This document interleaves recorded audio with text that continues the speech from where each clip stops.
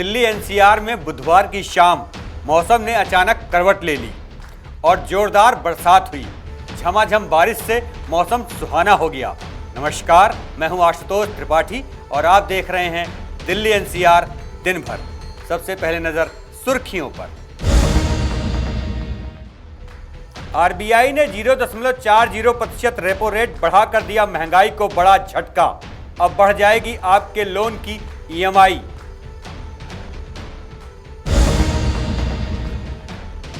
दिल्ली में महिलाओं के बाद अब मजदूरों के लिए बस सेवा हुई फ्री।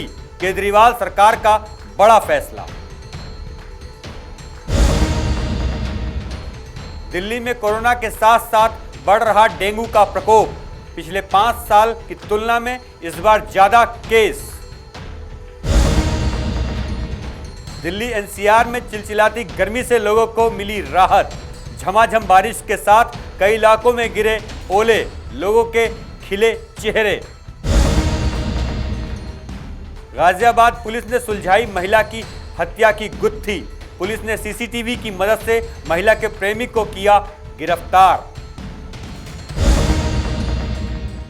देश में महंगाई चरम पर है, लेकिन इसी बीच रिजर्व बैंक ऑफ इंडिया ने रेपो रेट 0.40% बढ़ा दिया है। अब इससे लोगों के लोन की ईएमआई भी बढ़ जाएगी। देखिए पूरी रिपोर्ट। महंगाई की मार से परेशान आम जनता को एक और झटका लगा है। भारतीय रिजर्व बैंक ने लगातार बढ़ती महंगाई को देखते हुए रेपो रेट को 4% से बढ़ाकर 4.40% कर दिया है। इसके साथ ही सस्ते लोन का दौर भी समाप्त हो गया है। रिजर्व बैंक के इस ऐलान से लोगों के ऊपर ईएमआई का बोझ बढ़ना तय है, यानी आपकी ईएमआई और लोन महंगा होने वाला है। 2 और 3 मई को मॉनेटरी पॉलिसी कमेटी की आपात बैठक हुई थी, जिसमें ये फैसला लिया गया है। आरबीआई गवर्नर शक्तिकांत दास ने बुधवार को एक प्रेस कॉन्फ्रेंस में ये जानकारी दी। उन्होंने बताया है कि ब्याज दरें बढ़ाने का फैसला मध्यम अवधि में इकोनॉमिक ग्रोथ के प्रोस्पेक्ट को मजबूत बनाने के लिए लिया गया है। After the MPC meeting of 6th to 8th April 2022, based on this assessment of the macroeconomic situation and the outlook, the Monetary Policy Committee voted unanimously to increase the policy repo rate by 40 basis points, by 40 basis points to 4.40% with immediate effect. Consequently, the standing deposit facility rate stands adjusted to 4.15% and the marginal standing facility rate and bank rate to 4.65%. The MPC also decided to unanimously remain accommodative while focusing on withdrawal of accommodation to ensure that inflation remains within the target going forward while supporting growth. So the decision in this regard, what is called as the stance, is status quo. In other words, it's the same as was last time. I would now like to set out the rationale behind the MPC's decision and the stance. Globally, inflation is rising alarmingly and spreading fast. Geopolitical tensions are ratcheting up inflation to their highest levels in the last 3 to 4 decades in major economies, while moderating external demand. Global crude prices, that is crude oil prices, are ruling above $100 per barrel, and they remain volatile. Global food prices touched a new record in March and have firmed up even further since then. Inflation sensitive items relevant to India, such as edible oils, are facing shortages due to conflict in Europe and export ban by key producers. The jump in fertilizer prices and other input costs has a direct impact on food prices in India. Further, the normalization of monetary policy in major advanced economies is now expected to gain pace significantly, both in terms of rate increases and unwinding of quantitative easing as well as rollout of quantitative tightening. These developments would have ominous implications for emerging economies including India. RBI की तरफ से repo rate में बदलाव करने से बैंकों की तरफ से लोन पर ब्याज दर बढ़ाने का रास्ता साफ हो जाएगा। ऐसे में आपको बताते हैं क्या होता है रेपो रेट। जिस रेट पर आरबीआई की तरफ से बैंकों को लोन दिया जाता है उसे रेपो रेट कहा जाता है। रेपो रेट बढ़ने का मतलब है कि बैंकों को आरबीआई से महंगे रेट पर कर्ज मिलेगा। इससे होम लोन, कार लोन और पर्सनल लोन आदि की ब्याज दर बढ़ जाएगी, जिससे आपकी ईएमआई पर सीधा असर पड़ेगा। रिजर्व बैंक की एमपीसी ने रेपो रेट के साथ ही कैश रिजर्व रेशियो यानी सीआरआर को भी 0.50% बढ़ाने का फैसला किया है। हालांकि रेपो रेट बढ़ाने के अलावा एकोमोडेटिव मॉनेटरी पॉलिसी स्टांस बरकरार रखने का फैसला भी किया गया है। रेपो रेट बढ़ने से आम लोगों की जेब पर चोट लगना तय है।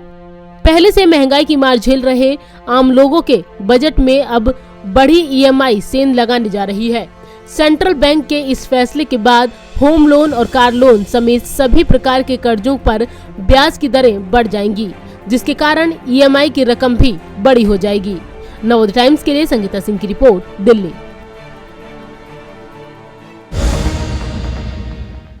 दिल्ली की केजरीवाल सरकार ने बड़ा फैसला लिया है।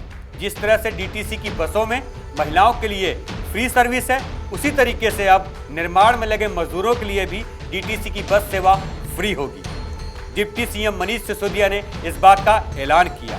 उन्होंने बताया निर्माण में लगे मजदूरों को एक पास दिया जाएगा, जिसको दिखाकर वो बसों में मुफ्त यात्रा कर सकेंगे। आप भी देखिए।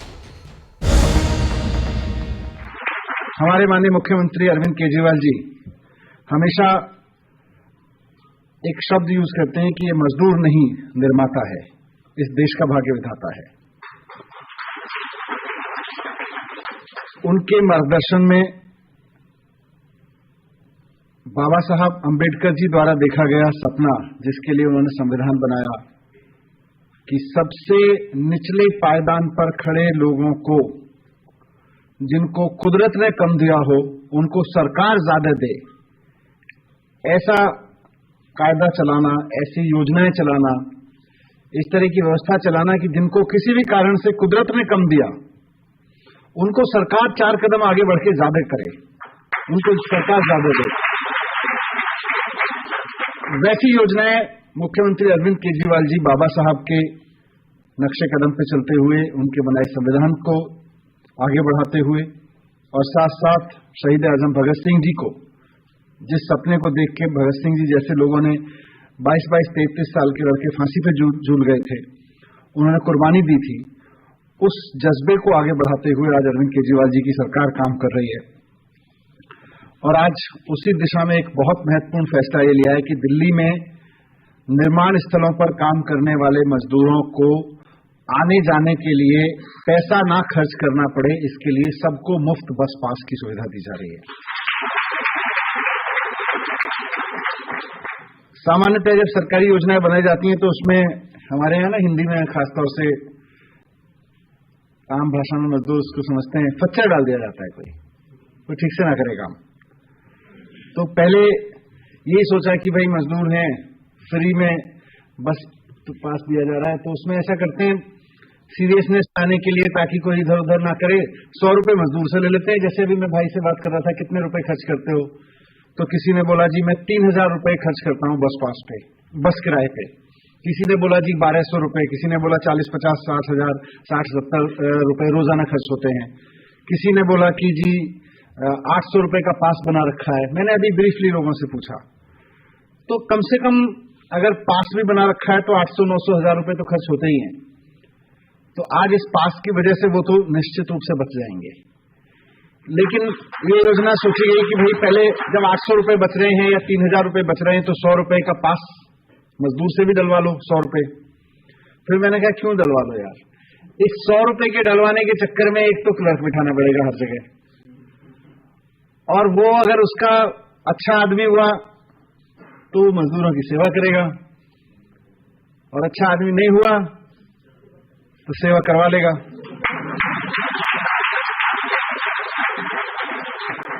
तो ऐसा सिस्टम ही क्यों बनाया जाए? अब 100 रुपए देने के चक्कर में मजदूर अगर 800 कहेगा तेरे तो 800 रुपए बच रहे हैं, 500 रुपए, 300 रुपए का तो फिर भी फायदा है। और मजदूर जाके लाइन में लगेगा, कहेगा 1 दिन की मजदूरी छोड़नी पड़ेगी। मैंने कहा 100 रुपए भी सरकार को नुकसान होने तो क्या फर्क पड़ रहा है?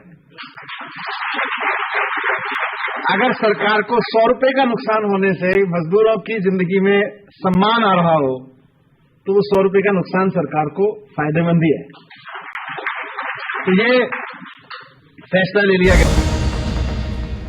दिल्ली में कोरोना संक्रमण बढ़ रहा है, लेकिन इसके साथ ही डेंगू के मामले भी बढ़ रहे हैं। कोरोना और डेंगू दोनों साथ साथ बढ़ रहे हैं। इसको लेकर स्वास्थ्य विभाग के अधिकारियों की चिंता बढ़ गई है। विभिन्न स्तर पर अब तैयारी शुरू कर दी गई है। देखिए पूरी रिपोर्ट। देश की राजधानी दिल्ली में कोरोना के साथ साथ लगातार डेंगू के मामले भी बढ़ रहे हैं, जिसकी वजह से सरकार की चिंता बढ़ गई है। इस साल के डेटा पर नजर डालें तो जनवरी से 30 अप्रैल तक डेंगू के 81 मामले सामने आए हैं, जबकि पिछले साल इसी समय डेंगू के मात्र 17 मामले सामने आए थे। दक्षिण निगम ने डेंगू, मलेरिया और चिकनगुनिया के मामलों को लेकर रिपोर्ट जारी की है, जिसमें कहा गया है कि मलेरिया के 11 और चिकनगुनिया के अब तक 8 मामले सामने आए हैं। डेंगू मलेरिया के बढ़ते मामलों को देखते हुए स्वास्थ्य विभाग के अधिकारी सतर्क हो गए हैं। उनका कहना है कि मच्छरों के प्रजनन को रोकने के लिए सख्त कदम उठाए जा रहे हैं। उन्होंने कहा कि निर्माण स्थलों के निरीक्षण के दौरान मच्छरों का प्रजनन पाया गया, जिसे लेकर 150 से अधिक स्थलों पर कार्रवाई करते हुए नोटिस जारी किए गए। अधिकारियों ने कहा कि डेंगू की रोकथाम के लिए मीठापुर, बदरपुर, संगम विहार, नजफगढ़, पश्चिम दिल्ली के राजौरी गार्डन, खयाला और उत्तरी निगम में जहांगीरपुरी, कंझावाला, रोहिणी, आजादपुर, किराड़ी में मच्छरमार दवा का छिड़काव किया गया।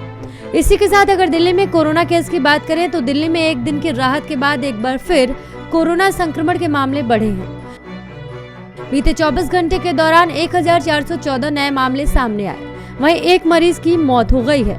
इसके अलावा 1171 मरीजों को छुट्टी दे दी गई। स्वास्थ्य विभाग ने ये जानकारी देते हुए बताया कि इस दौरान पॉजिटिविटी रेट 5.97% रही। ब्यूरो रिपोर्ट, नवोदय टाइम्स, नई दिल्ली। अब बात करते हैं मौसम की। जी हां, राजधानी दिल्ली और एनसीआर क्षेत्र में झमाझम बारिश हुई। खूब तेज हवाएं चली और आंधी भी चली, लेकिन जब बरसात हुई तो ओले भी गिरे और काफी देर तक झमाझम बारिश से मौसम सुहाना हो गया। भीषण गर्मी से लोगों को राहत मिली तो लोगों के चेहरे खिल गए। आप भी देखिए पूरा नजारा।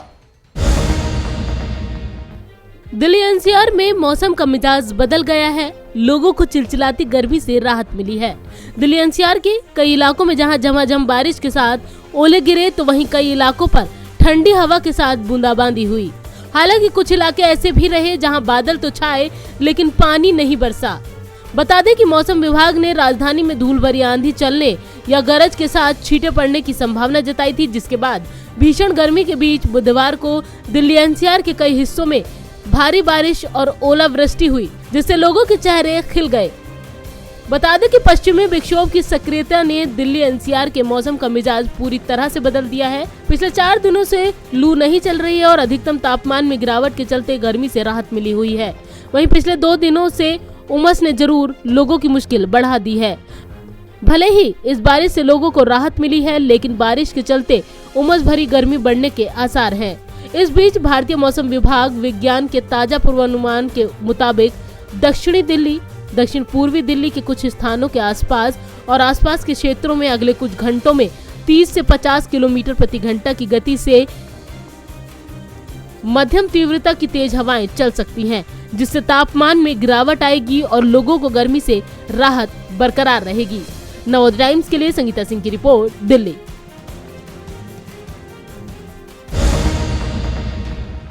अंत में बात करते हैं गाजियाबाद के लोनी की। जी हां, 30 अप्रैल को यहां पर नाले में एक महिला का शव मिला था। पुलिस इस मामले को लेकर जांच कर रही थी। अब पुलिस ने इसकी गुत्थी सुलझा ली है। पुलिस ने उस व्यक्ति को गिरफ्तार कर लिया है जिसके ऊपर हत्या का आरोप है। बताया गया कि हत्यारोपी उस महिला का पार्टनर है जो लिविंग में रह रहा था। आप भी देखिए पूरी रिपोर्ट। गाजियाबाद के थाना लोनी बॉर्डर में 30 अप्रैल को एक महिला का शव लालबाग के पास सूखे नाले में मिला था। इस महिला की पहचान संगीता के नाम से हुई थी, जिसके बाद पुलिस ने इस मामले की जांच के लिए एक टीम का गठन कर दिया। गाजियाबाद पुलिस ने 2 दिन के अंदर ही इस पूरे मामले का खुलासा कर दिया है। इस मामले में मृतका के साथ ही रजनीश को गिरफ्तार किया गया। पुलिस के मुताबिक उसे शक था कि संगीता किसी और को प्यार करने लगी थी। इस बात को लेकर दोनों के बीच झगड़ा हुआ था। संगीता तलाकशुदा थी और वो रजनीश के साथ पति पत्नी की तरह रहती थी। गाजियाबाद पुलिस ने इस मामले का खुलासा करते हुए कहा कि मौके पर मिले साक्ष्य, सीसीटीवी फुटेज और मोबाइल लोकेशन के आधार पर पुलिस ने रजनीश को गिरफ्तार किया है। 30 अप्रैल की सुबह एक अज्ञात शव महिला का मिला था एक बोरे के अंदर, जिसमें एक महिला लगभग उसकी उम्र 35 वर्ष के आसपास रही होगी।